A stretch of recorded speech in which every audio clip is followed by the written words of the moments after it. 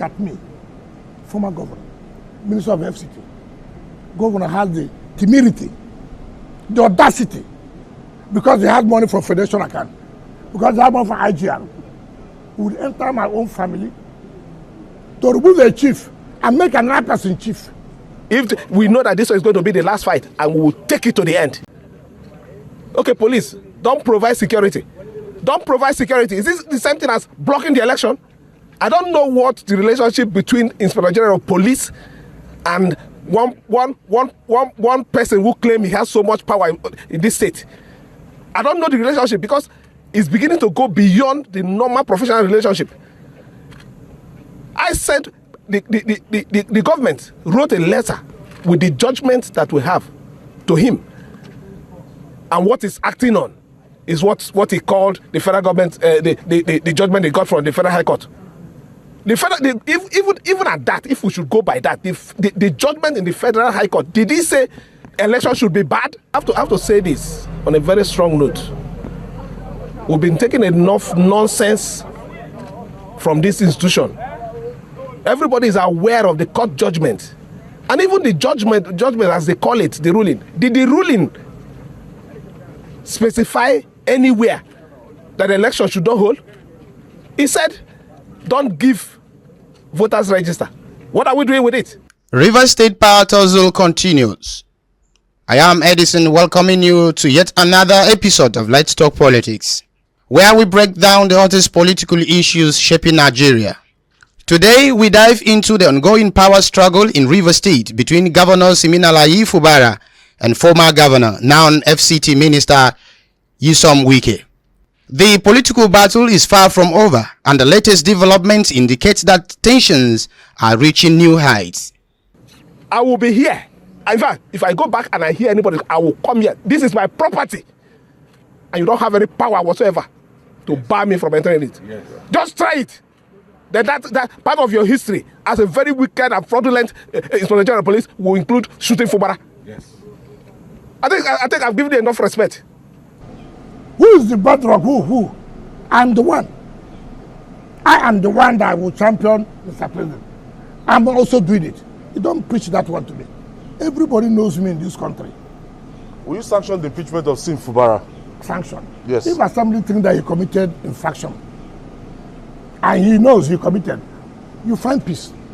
It's not by gara-gara. It's not by threatening. All right. Gloria, see, let me tell you, if an armed robber knows he committed armed robbery, what you do when you go to court, my Lord, I did this, forgive me, give me a second opportunity. The judge will look at you. Okay, guy has done this. Instead of killing him, that I give him 2 years imprisonment, 3 years. Okay. You understand me? No, but when you sit with people trying to tell you, let me tell you how arrogant, let me tell you this. The governor was misled. 3 weeks to Supreme Court judgment. You know what he did? In my own family, my community, the governor came and removed my chief.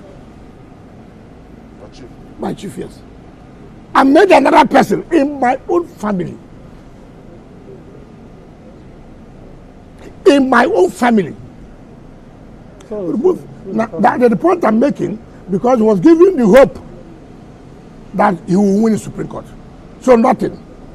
Now you tell me, have we played politics to the level you penetrate to somebody's family, to dabble into internal affairs of the family? Okay. Now look at me, former governor, Minister of FCT. Governor has the temerity, the audacity, because they had money from Federation account, because they had money from IGR, who would enter my own family to remove the chief and make another person chief. Judicial merchants have told you will win. They've collected your money. And that's why I pity judges and justices. I pity them. People collect money and they play this game. How do they play the game? They play this game. If you win, they say the judges collected money. Meanwhile, no kobo was given. Governor Fubara and his predecessor, Wike, have been at odds over the control of Rivers State's political structure. Wike, who played a major role in Fubara's election, is accused of attempting to maintain firm grip on the state governance. But Fubara is pushing back, seeking full autonomy in leading Rivers State without external interference. The rift between the both political figures has led to division in Rivers State House of Assembly. Some lawmakers remain loyal to Wike, while others have aligned with Fubara, creating major political crises. The conflict has also seen the emergence of different factions within the People's Democratic Party (PDP) in Rivers State. Governor Siminalayi Fubara, finding himself at the center of the fresh controversy, has called for his resignation and impeachment grows louder. An All-Progressive Congress APC chieftain Tony Okocha has demanded that Governor Fubara has stepped down or face impeachment. Okocha accused the governor of mismanaging the state, violating the law, and even disrespecting President Bola Ahmed Tinubu, who had previously stepped in to mediate the state political crisis with 8-point agenda. Okocha insists that Fubara's leadership has been riddled with poor governance and disregard to due process.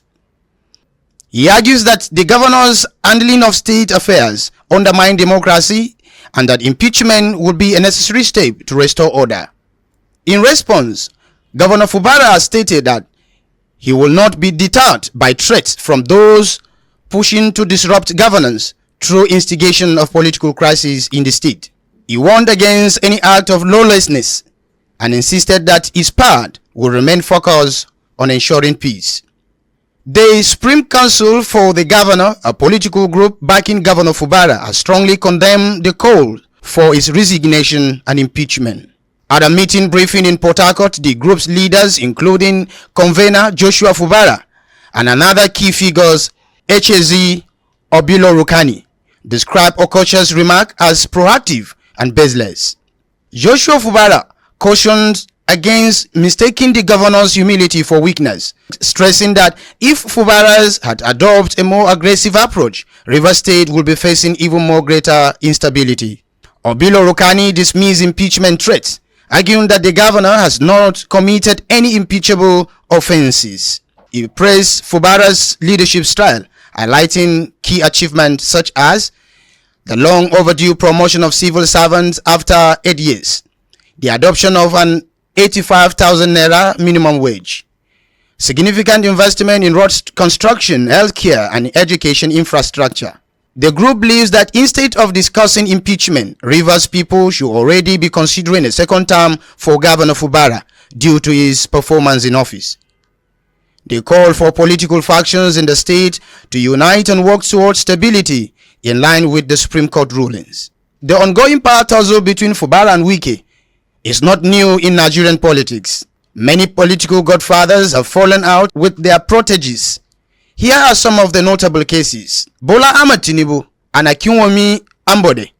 Tinubu supported Ambode for governor in 2015, but their relationship soured by 2019 when Tinubu's withdrew support, leading to Ambode's defeat in the primaries. James Ibori and Emmanuel Oduagan. Ibori elevated Oduagan to governor, but the tension arose during Oduagan's tenure as he sought political independence from Ibori. George Akume versus Gabriel Suswan. The rivalry between Akume and Suswan's date back to when George Akume handed over to Suswan as governor in 2007. Their relationship deteriorated as Suswan sought to assert his control over Benue's political landscape, sidelining Akume's influence. Rochas Okorocha and Uche Nwosu. Okocha backed Nwosu as his successor in 2019, but their relationship deteriorated during the campaign due to accusations of betrayal. Peter Obi and the PDP. Obi was a loyal PDP member initially, but became critical of the party's leadership after leaving office in 2014, leading to tensions and his departure. Ayo Fayose and Kayode Fayemi. Fayose's rivalry with Fayemi intensified during the 2019 elections, where Fayose campaigned against Fayemi, who reclaimed the governorship.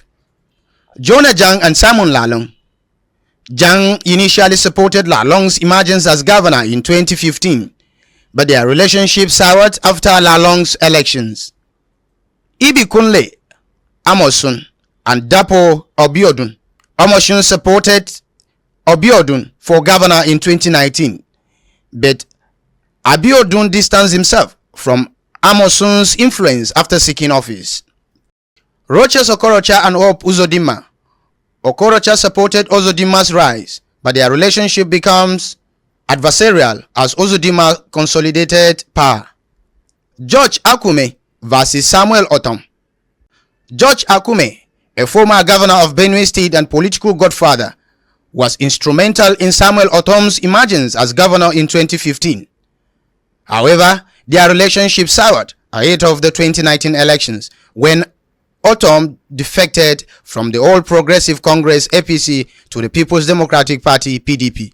The fallout was marked by bitter exchanges, political realignment, and accusations of betrayal. Peter Odili and Nyesom Wike. Odili played a significant role in Wike's political career, but Wike's rise led to tensions with Odili.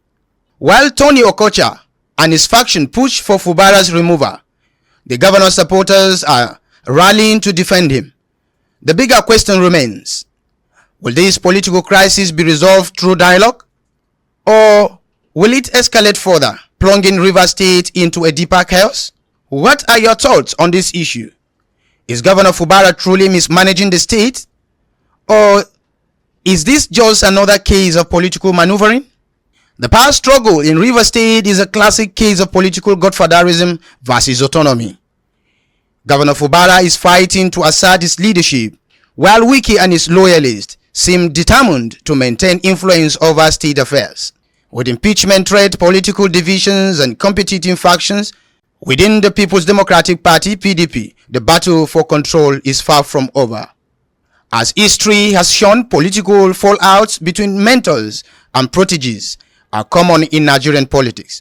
Whether it is Tinubu and Ambode, Ebori and Oduagan, Okorocha and Nwosu, the question remains: will Fubara successfully break free and lead Rivers State independently, or will the forces against him prove too strong? One thing is certain: this crisis still shape the future of Rivers State politics for years to come. What do you think? Is this about governance or just another high-stakes political game?